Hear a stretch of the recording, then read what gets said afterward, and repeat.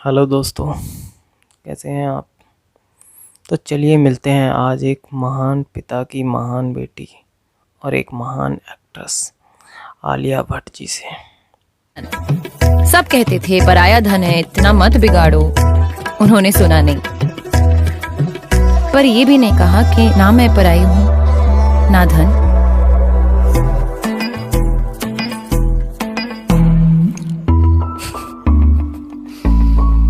माँ चिड़िया बुलाती है मुझे, कहती है अब तेरा दाना पानी कहीं और है।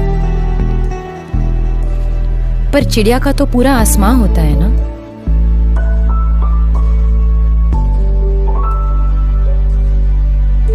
अलग हो जाना, पराया हो जाना, किसी और के हाथ सौंपा जाना। मैं कोई दान करने की चीज हूं? क्यों सिर्फ कन्यादान?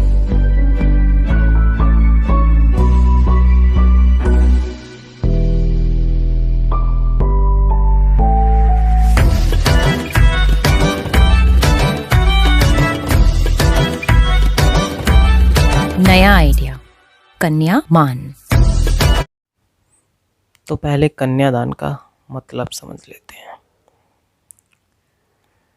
लड़की के घर वाले लड़की को कोई वस्तु या कोई चीज़ नहीं समझते जिसे जब चाहा उठा के दे दिया। कन्यादान का मतलब होता है लड़की का पिता के गोत्र से पति के गोत्र में जाना। और इसका मतलब ये नहीं होता कि लड़की एक बार पिता के गोत्र से पति के गोत्र में चली गई है तो वो वापस नहीं आती, वो जब मर्जी आ जा सकती है।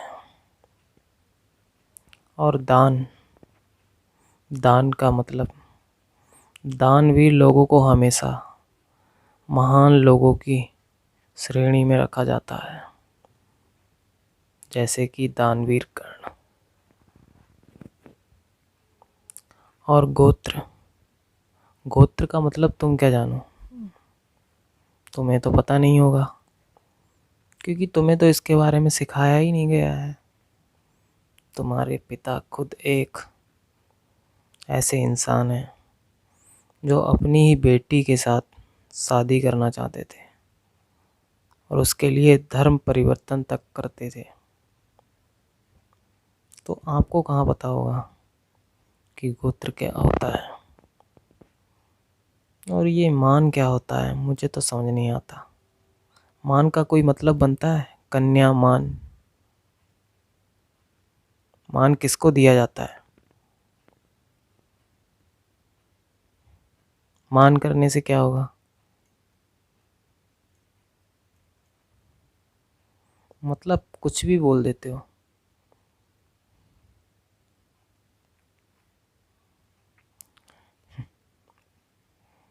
तो पहले आप समझो कि कन्यादान का मतलब क्या होता है, उसके बाद आप कुछ बोलो। कुछ भी बोल देते हो। ये कन्यादान ये सब हजारों सालों से चला आ रहा है, ये अब का बनाया हुआ नहीं है। और आप बदलने की कोशिश मत करो, इसे वैसा ही रहने दो।